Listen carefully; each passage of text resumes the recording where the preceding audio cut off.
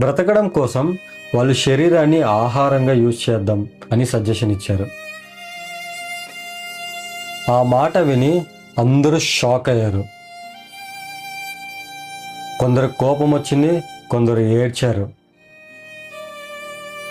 ఆ డెసిషన్ తీసుకోవడం చాలా ఇంపాసిబుల్ అనిపించింది. కొన్ని రోజులు గడిచాయి.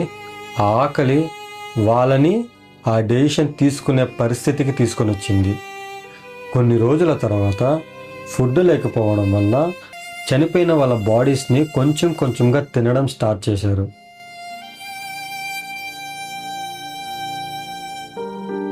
కానీ ఇలా ఎన్ని రోజులు బతకగలరు? వాళ్ళలో కొందరు కొండలు దాటి రెస్క్యూని వెతకాలని నిర్ణయం తీసుకున్నారు. అక్కడి నుంచి రెస్క్యూ వెతకడానికి 3 ప్రయాణించారు. కానీ ప్రయాణం మధ్యలో ఒకరు మరణించారు. మరణించిన వ్యక్తిని ఆ 2 సమాధి చేసి వాళ్ళ ప్రయాణాన్ని కొనసాగించారు. దాదాపు 10 రోజుల ప్రయాణంలో ఎన్నో కొండలని దాటారు, ఆకలిని భరించారు, చలిని తట్టుకున్నారు. కొన్ని రోజుల ప్రయాణం తర్వాత చిలేలో ఉన్న నది వద్ద అవతల వైపు ఒక మనిషిని చూశారు. ఇప్పుడు వాళ్ళు బ్రతుకుతారని నమ్మకం పెరిగింది. గట్టిగా కేకలు వేయడం ప్రారంభించారు. అవతల వ్యక్తికి ఏమీ వినిపించట్లేదు. అవతలన్న వ్యక్తి ఒక రాయికి పేపర్ని చుట్టి ఈతులన్న వ్యక్తికి విసిరేశారు. వీళ్ళు రెస్క్యూ కావాలని రాసి అవతలికి విసిరేశారు.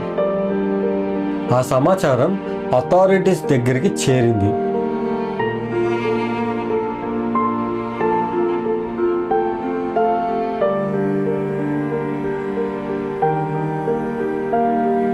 హెలికాప్టర్స్ వచ్చాయి.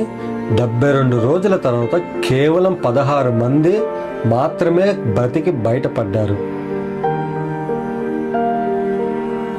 ఇప్పుడు కేవలం వాళ్ళ మనసులో ఒకే ఒక ప్రశ్న మిగిలింది. బ్రతుకుండడం కోసం వాళ్ళు చేసిన పని సరైనదా?